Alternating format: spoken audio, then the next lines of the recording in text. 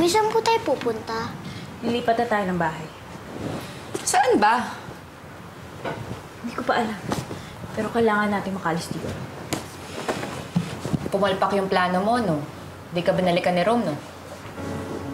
Pwede ba, Selma? Huwag mo na akong gatungan. Tulungan mo na nga lang ako. Sige, sige. Teka, malayo yung parking ko. Lalapit ko lang sa gate yung kotse. Ha? Balikan ko kayo.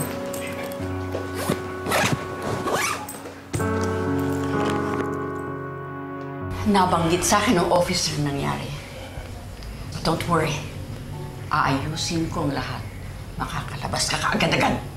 Malapit lang nakatira dito si Georgia. Agapan ninyo. Baka itakas ni Georgia si Sydney. Gagawin niyo yun dahil daw pumayag na bumalik si Georgia sa bahay. Ikaw naman kasi. Bakit hindi mo pa pakasalan yung babae nang matapos na lahat ng gulong to? Alam niyo naman pakakasalan. Ayokong pakasalan yun. Mas lalo na siya. I know you're not in love with that girl, but you can learn to love her. Hindi ka pa ba natuto kay Austin? The poor kid wanted a complete family. And he died. Na hindi ko naman ibig sabihin na si Sydney ay mamamatay, heaven forbid. Pero mawawala sa'yo yung bata, anak. Kung magmamatigas ka pa kay Georgia. Ready na ba kayo? Oo. Tulungan na kita, Sydney. Tara. Saan ka pumunta, Georgia?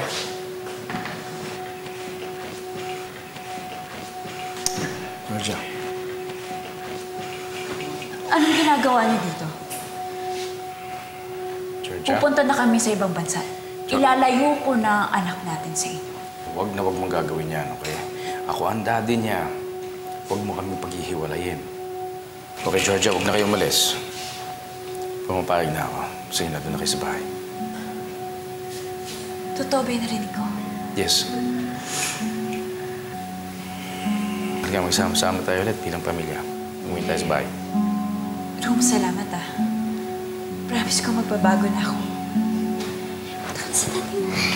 Daddy, I'm so happy! Nagawa ko to para sa'yo, anak. Mahal na mahal kita. Ayokong mawawala ka sa akin. Salamat naman, I miss you, Lola! Salamat, babalik ka na sa amin. Sen! Tita Zenny! Tita Zenny! Mama, sorry ako. Pati ikaw nadamay. At nilayo ko pa yung apo niyo sa inyo. Forget it, Georgia. I know you can do better. Now, take this chance na magkasundo ulit kayo ni Rome. Alam mo, naman sa anak niyo. Halika.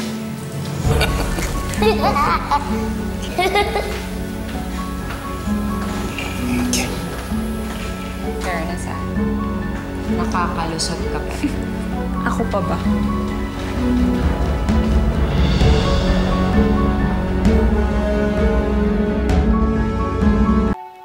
Yaya, Vicky! Hi, Sydney! I miss you! Mabuti na lang bumalik ka. Bumalik kami. Kami na anak ko. Abiki, sa labas kami magdi-dinner, ha? Sumama ka. Ha? Sige po, May madam. kukunin lang ako. Di ka naman, Sen. We have to change outfit, di ba? Sydney. Hindi, ayos ko. Rome, Oo. sorry sa lahat ah. Sana magsimula tayo. Halika. Testas. Okay, bisa tayo, ha? Okay.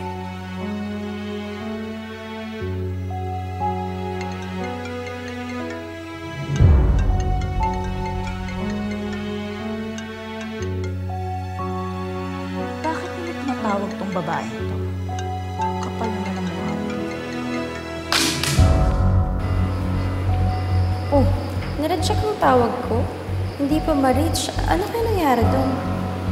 Georgia, yung telepono ko. Kalimutan ko. Nandito. Rome, ito. Ano yan? Ito yung phone mo. Wait, ha? Saan nahulog to?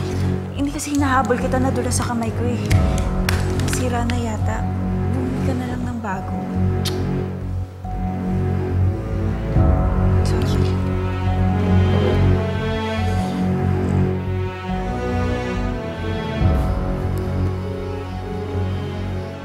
Hello, Ma'am Emma. Vicky, makikibalita lang sana ako. Kamusta? Si Sydney nakita na ba? Ay, nandito na po sila mag-ama sa bahay. Oh, wow, that's good news. Kaso po, kasama si Ma'am Georgia. Mukhang nagkabalikan mo ata sila ni Sir Rome. Hindi ko maintindihan, basta nagulat na lang po ko kasama na siya dito sa bahay. Ah, ganun ba? Sayang naman. Gusto ko sanang makita si Sydney, miss na miss ko na siya. Ay, Ma'am, pupunta po kami sa restaurant ngayon, kakain kami sa labas. Gusto niyo po, tulungan ko kayo makita si Sydney. Georgia, kailangan pa rin patunayan sa akin na nagbago ka na.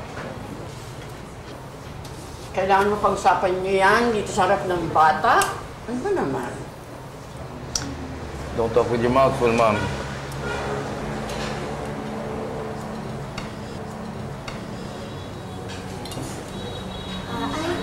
Sydney, marami pa na itong hands mo. Hindi ka hugas muna tayo sa CR. Excuse me lang po, sir. Linya niya. Okay, go, baby. Ito, baby.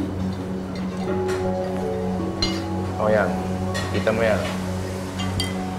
Siya pa nakapansin na madumi ang kamay ni Sydney. Mga bagay na ganyan, dapat napapansin niya ng isang responsableng magulang. Dapat ikaw na nakakita noon, sinamahan mo siya sa banyo, bukas kayo ng kamay. I'm sorry. Sige, susundan ko na lang sa'yo.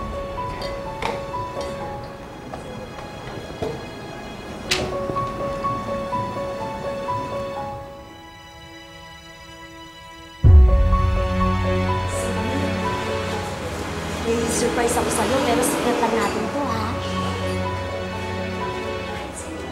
Tita Emma! Hi! Kamusta ka na? Ano ginagawa ko dito, eh?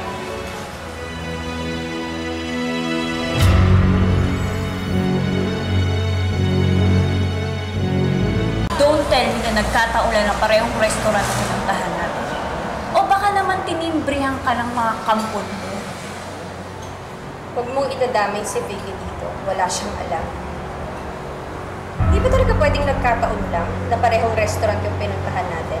Besides, parati naman tayo nagkakasalubong kung saan-saan din. Vicky, dali mo na si Sydney sa CR. Hintayin niyo ako doon. Opo, Ma'am. Kailan mo ba titigilan ng pamilya ko, ha? Get a life! Alam mo siguro, sumingit ka nung nawala ako sa eksena. Newsflash. Nagkabalikan na kami ngayon. At pakakasalan na. Talaga? Parang umulit na naman yung sinabi mong yan na kahit kailan, hindi naman natuloy-tuloy. Mantra mo ba yan? I suggest, palitan mo lang kasi hindi effective. Alam mo kung bakit? Dahil may bitter at negang katulad mo na umaaligid sa akin. Hindi lang sa akin, at kay Rome at sa anak mo. Wala akong pakialam sa'yo ni Rome. Ang concern ko lang, si Sydney. Hey, Vicky. Baka nag-aaway na naman si Mama sa si Tita Emma. Naku, hindi ka na nasanay. Lagi naman silang nag-aaway, di ba? Pabayaan nila sila.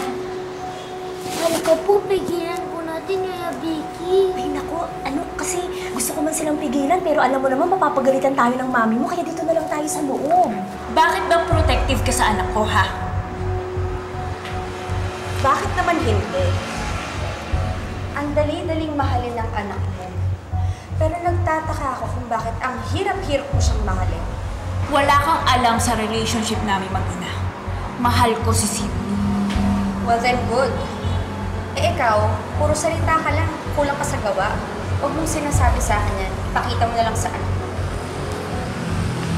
Sandali nga. Huwag mo akong tinatalikuran. Bastos ka! Ano na naman yan, ha? Di ka ba napapagod? Paulit-ulit na lang tayo. Gusto mo na naman mag-eskandalo dito?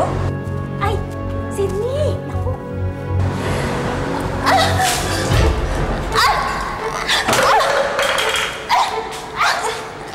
Oh my God! Ano nangyayari sa'yo? Napakasama mo, Emma! Excuse me? Ano ba? Natuluyan ka na sa pagkabaliw mo? Sinasaktan mo yung sarili mo? Idadamay mo ko? Lumayo ka nga sa akin at huwag na huwag mong kukunin ang anak ko. Pati na si Ro, huwag mong kukunin! Wala akong kinukuha sa'yo. My God! Magpatingin ka nga sa doktor! Mami! Tingnan mo yung ginawa sa akin ni Emma. Hindi niya man na nagkabalikan kami ng daddy mo. Kaya to, hindi na ako lumalaban eh. Pero inaaway pa rin niya ako. Kitang-kita ko po lahat nangyari, Mami. Bakit po naging bad si Tita Emma sa'yo? Alam mo kung bakit? Kasi galit siya sa akin eh. Kasi gusto niya masira yung pamilya natin. Hindi siya masaya na tayong tatlo, sama-sama. Nabait lang siya sa'yo kasi gusto ka niyong kumil sa akin. Sige, perfect. Gusto ko pa rin kasi Tita Emma after yung kumil sa akin. I hate Tita Emma na.